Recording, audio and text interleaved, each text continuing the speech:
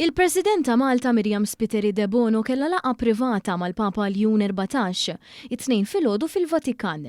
Few il-kummenti tagħha l-President fisret il-laqgħa bħala waħda profonda u sinifikanti li matula l-Papa tkellem dwar diversi temi, b'mod speċjali s-sitwazzjoni globali internazzjonali inkluż fil-Lvant Nofsani. Il-Papa u l-President kellmu wkoll dwar ir-relazzjonijiet bilaterali tajba u l-kooperazzjoni li teżisti bejn il-Knisja u l-Istat ta' Malta.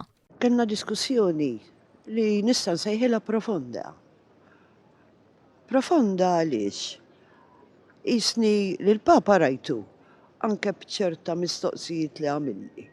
Illi kważi jrid ikun jaf moħħ il-Maltin kif jaħseb. Il-Papa wara interess partikolari dwar Malta fejn semma l-provinċja Agostinjana Maltija li hu sew qrib tagħha. Tul id-diskussjoni l-President irreferiet għall-istedina mill-Prim Ministru Robert Abela biex il-Papa jżur pajjiżna. Stqarrija mill-Uffiċċju tal-President qalet li l-Papa meskludix li wara żjarat li għandu pjanati iżur ukoll Malta. L-udjenza privata kienet segwita minn laqgħa tad-delegazzjoni Maltija mal-Papa li għaliha attendew id-Deputat Prim Ministru, Ministru għall-Affarijiet Barranin u Turiżmu Ian Burch u l-Ambaxxatur ta' Malta għas-Santa Sede Frank Zammit.